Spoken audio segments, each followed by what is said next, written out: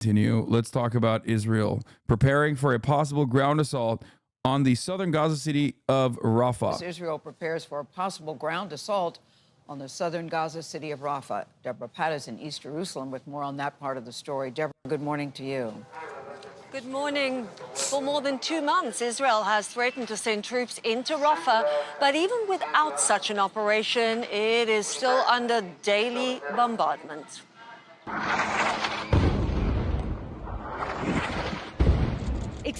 In Rafah, hitting the tents of displaced Palestinians pressed up along the border with Egypt. Some of them had only just got there. Nobody in the world has had to run from death, said Abu Imad, only to find death chasing them again.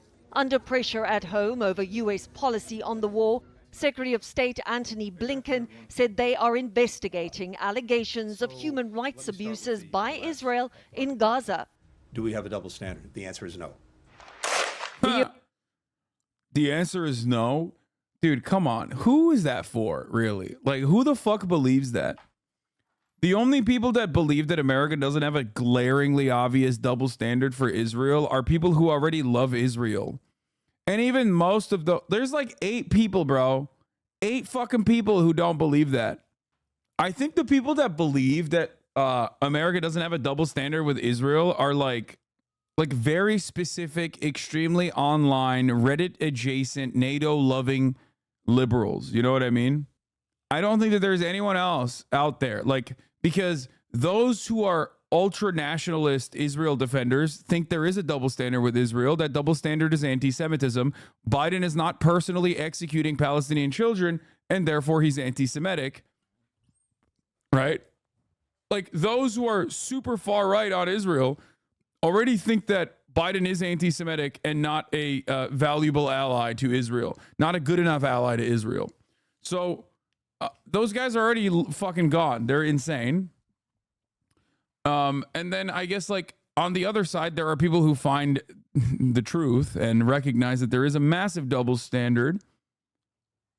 Okay, there's a massive double standard with the way that we treat Israel versus the way we treat anybody else, really. There's a double standard in the sense that, like, we don't even fucking treat ourselves with the same lack of scrutiny as we treat Israel. Like, Israel does Abu Ghraib, like, literally live in real time on TikTok every fucking day. Okay, when we did it and that shit got leaked, we were like, okay, we gotta shut this down. Sorry, my bad. You know what I mean? Not to say that America is good by any metric, okay? But I'm trying to explain to you something. Israel is doing Abu Ghraib all the time, like literally nonstop and in broad daylight, bragging about it, putting it on TikTok, going, look how good this is. I am doing this to terror babies, like making fucking trending sounds and shit. And then America's like, yeah, no, it's fine. We don't even do that for our military. Hasanabi, Zionist lady explaining reality to me said, the New York Times said there were a bunch of rapes and everyone knows New York Times is anti-Israel. That's what I mean. These guys are like, the ones who are ultra-nationalists are already far gone. This statement, there is no double standard with Israel, is specifically for like Brianna Wu and maybe like 20 other people who are super invested in kind of trying to make Biden out to be this like peaceful liberal dove whose hands are tied. The US is also looking at blacklisting the IDF's Netzach Yehuda battalion, made up of ultra-Orthodox soldiers, for a number of alleged human rights violations in the Israeli-occupied West Bank. The unit was implicated in the death of a 78-year-old Palestinian American, Omar Assad, in 2022. Mamdou Abu Ibud was detained by the unit with Assad and described how he died after being bound, blindfolded and abandoned in the freezing cold. First on the scene afterwards, Dr. Islam Abu Zahir. He is older man, he is obese, he can't walk probably. He didn't make any kind of risk for soldiers. In Israel, a somber Passover holiday has begun. Relatives of hostages still in captivity burnt a symbolic Passover table outside the home of Prime Minister Benjamin Netanyahu, accusing him of failing their loved ones. The mere suggestion that the US could blacklist an IDF unit has angered Israel, with Defense Minister Gallant saying nobody will teach us about values and morals. Tony? Yeah, certainly not without 130 families waiting for their loved ones still in captivity in Gaza. Deborah, thank you very much. Bro, how is that the final note, man? That's crazy. That's crazy. We're talking about Israel potentially invading Rafah, and he's like, yeah, my heart goes out to the people. Bro, they died, okay? They didn't die. They got murdered. You know who murdered them? Not Hamas, Israel. Israel murdered them in its endless murderous rampage that it has been engaging in, that you are currently covering for the first half of the fucking thing that you were covering. It's crazy to sign off and be like, yeah, my heart goes out to the real victims, the family members of the hostages, not understanding that like the perpetrator in that situation is still very much Israel. It's a very odd way to cover that story. Anyway, tensions are, however, rising as classes go online at Columbia amidst the protests. We are going to be talking about this. We're going to be talking a lot about the student protest stuff because obviously it's one of those issues that like everybody loves. Campus craze, campus crazies, you know, free speech on college campuses, all this kind of stuff is like very salient, a better word for it. And it's something that the news loves talking about. And it's also a phenomenal distraction away from the major point of contention here, which is Israel's doing a genocide in Gaza. Israel's doing a genocide. Israel, when it's not doing a genocide, is still an apartheid regime. Both of those things are completely unacceptable. They're inhumane and must be put an end to. But of course, you know, as mass graves are being uncovered around hospitals in the Gaza Strip, as Israel's pulled out of certain areas in an effort to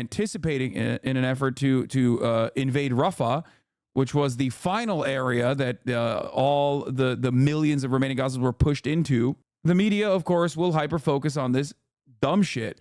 And not only will they hyper-focus on this dumb shit in productive ways to go, hey, man, the kids are all right. Let's listen to what they have to say. Seems like they're actually correct. Seems like they're on the right side of history again.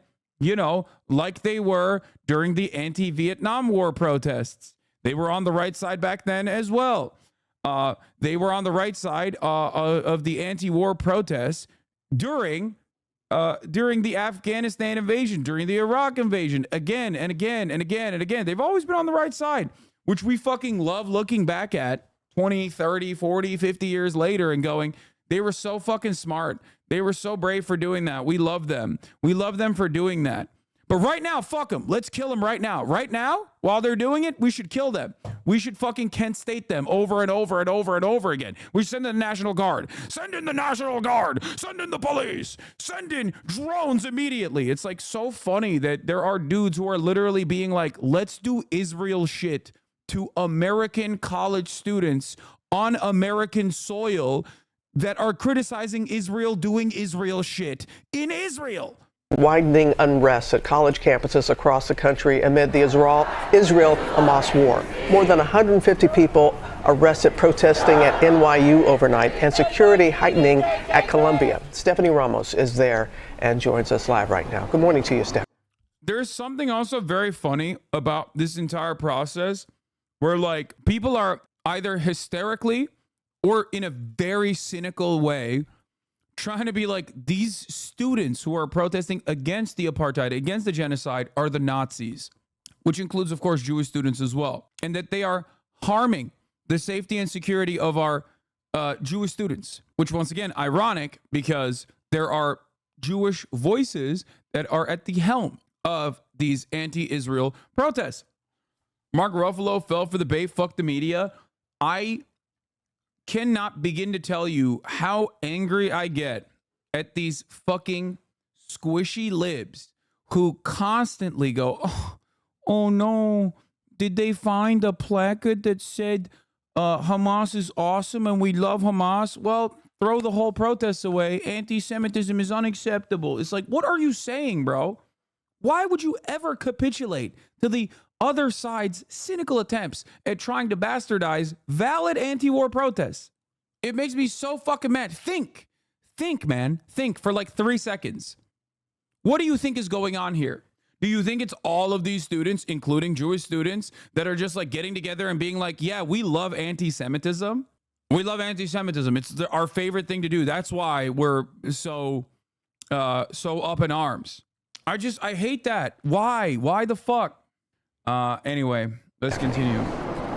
Robin, good morning. It is the pee. first day of Passover, a major Jewish holiday, and there is escalating tension here on campus at Columbia University among Jewish students, ramping up pressure on the school's president to break up these demonstrations. Overnight, tensions boiling over as pro-Palestinian protests spread to more college campuses. You have been warned by New York University to leave the area.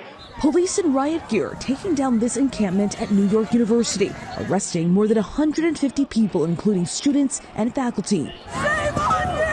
The protesters engaging in a standoff with authorities after being ordered to vacate the venue. Campuses on edge as mobilizations against the conflict persist at some of the nation's leading colleges and universities. At Yale, at least 47 students were arrested during a protest. At the University of Michigan, a crowd supported dozens of student protesters who set up tents in the middle of campus. In California, these students barricaded themselves in a building at California Polytech.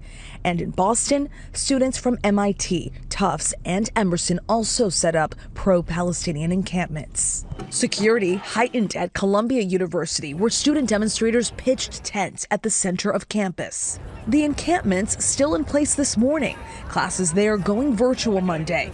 University President Manoush Shafiq authorized the NYPD to make arrests last week. They informed us that they had students who were trespassing. They asked us to come onto campus to take action, and we did. Demonstrators demanding institutions divest from companies with ties to Israel. Columbia PhD student Linnea Norton tells us she was one of the arrested and just wants her voice to be heard. We were all just sitting cross-legged together in a circle, and then the NYPD came in and arrested us one by one, immediately zip-tied us with our hands behind our backs. Tensions have been mounting at universities since the Israel-Hamas conflict began last October. Many Jewish students telling us they don't feel safe on campus. It makes me feel fucking dope seeing so many young college students be on the right side of history and unconditionally and unequivocally voice their support for the Palestinians who are being ruthlessly slaughtered, and doing it in a way where they are also trying to refocus the attention directly on the real victims, the Palestinians that are being ruthlessly slaughtered in Gaza. It's awesome. I had a conversation, as you guys know, yesterday alongside Alex, Lol Overruled, who is a Columbia alumni. I talked to the current Columbia students. The video is available on my YouTube, talking with students in the Columbia protests, where they talked about what their goals are and how they would like the Columbia University to divest from the state of Israel. Okay? This is what many college students are demanding all around the world. They had a very similar thing. We had a very similar thing happen in the Melbourne protests. Well, when I was in Melbourne and we went to the pro-Palestine protests, as you guys saw, there was a QR code where they were asking or demanding people to also divest, getting their universities to divest from Israel. I learned this morning that college students were explicitly in support of for Ho Chi Minh and the Viet Cong. I thought they just wanted the war to end, not just explicitly supporting Vietnamese communists. No, they were. They literally were like, no, we are pro Viet Cong, we are pro Ho Chi Minh. Yes, explicitly and unequivocally pro communist, pro Ho Chi Minh, pro Viet Cong. Across the board. Anti-war protests in the U.S. are famous in 1960s, 70s. Now come back, the regime oppresses those as expected, shows more Palestine flags like you show the Viet Cong flags. Yeah. Any more pictures that clearly show Westerners raising the NLF flag? I grew up in American education and they never showed us these pictures, just the students that were protesting. Yeah, the Asian sensation. I guess you didn't know this, but the HBO show Sympathizer did a shit job of showing this. Yeah, it's it doesn't. It makes it seem like they're all of the fucking pro Viet Cong, all the pro like North Vietnamese Liberation Front people were actually just LARPy so far in the Sympathizer. This has always been a pro-Ho Chi Minh community in general. Obviously, he also was an Ameribu as well. How has this hit you, the demonstrations over the last couple of days? It's not only like mentally exhausting. I found these past few days it's been like physically affecting me, and I got told that the Israeli flag is a Nazi flag. New York. Oh no, dude, that's crazy. What? You got told the Israeli flag is a Nazi flag? Oh shit, dude. Well, I don't know. Maybe you shouldn't fucking fly the Nazi flag then, you know? I feel like so much of the conversation just kind of stays at the talking points and the feelings of some students over the actual arguments being made, over the actual harm that is being, that a lot of the pro-Palestinian students are being subjected to. It's just ridiculous. It's like, yeah, let me center this conversation around the feelings. Let me center this conversation around your feelings, actually, and not the fucking ruthless massacre of tens of thousands of fucking Palestinian children. You know what I mean? Let me talk about your feelings. Yeah. Oh, yeah. You're right. Your fifis. Oh, no, I can't believe it. There's an appropriate way to protest, guys. You can't say that the fucking objectively ultra-nationalist, fascist, genocidal government of Israel is very similar to the Nazi government. You can't say that because it upsets people and it hurts people's feelings. Come on now. I'm going to drop everything I care about now about the whole issue. My morality, my moral core has been shooketh because of the aesthetics of the way that you're protesting. That's really fucked up. How do we always center the feelings of Zionist students? Like, it's crazy. And no, don't try to do that thing where you're like, oh, I can't believe you're fucking saying Zionist instead of saying Jewish students. No, motherfucker, I'm saying Zionist students. You want to know why? Because there's anti-Zionist Jews being arrested right now. Ain't nobody gives a fuck about their fifis. Why? Because they're on the wrong side. Because they're on the wrong side, according to the American State Department. They're on the wrong side, according to the media. They're on the wrong side. Even though 50 years from now, we'll look at a fucking snapshot of those brave souls. You know what I mean? Reddit take on the protests are some of the worst comments I've ever heard, ever read. I know. Reddit is just don't go on Reddit, okay? Just don't do it. Governor Kathy Hochul calling for dialogue. People need to find their humanity. Have the conversations. Here, I'll give you the good. I'll give you the good. I'll give you the fucking silver lining. Are you ready? This kind of protest 5 months ago would have and did happen, by the way, would have only featured, the way that it was covered in the media would only feature how anti-Semitic they are, how disgusting these people are, and how they're all Jew haters and how they all have to go to jail for their Jew hate. That is the only kind of dialogue that occurred in the immediate aftermath of October 8, October 9, October 10, when Israel relentlessly started bombing Gaza. Okay? And anyone and everyone that dared protest against that, and it did not matter what their religious background was, did not matter what their ethnic background was, everybody immediately were like, nope, those guys hate Jews. And they would find like random fucking dumbasses, disruptors, shitty protesters, assholes who want to fucking actually engage in anti-Semitic acts, and they would hyper focus on it. That's why I kept saying it's unproductive to laser in on random fucking people saying like, saying that like Hitler was right or whatever the fuck. Those people do not represent the broader movement. Okay.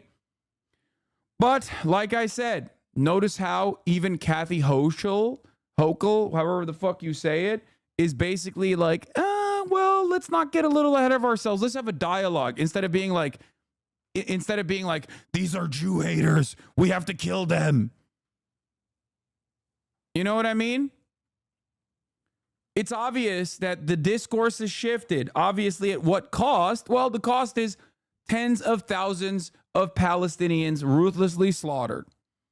I'm in WeHo, just drove by a huge field of Israel flags in Beverly Hills craziness. Someone should put a Palestine flag among them. You can't do that. That thing is round the clock surveilled by both the Beverly Hills Police Department, surveillance drones, but literally has like security teams on it at every given any day of the week. If you think you could go near that fucking thing and even touch it, let me tell you, you will be on the front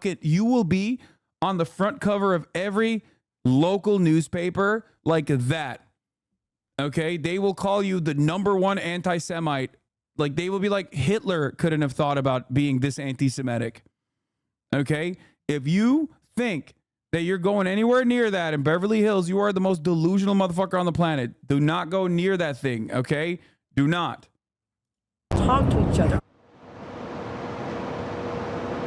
Columbia University announcing they're now moving to hybrid learning, allowing students to decide whether they want to attend class in person or online. Columbia's president now facing growing calls for her resignation from influential donors and alumni like the New England. Yeah, immediately all the donors are like, yeah, you didn't kill the students. That's really fucked up, man.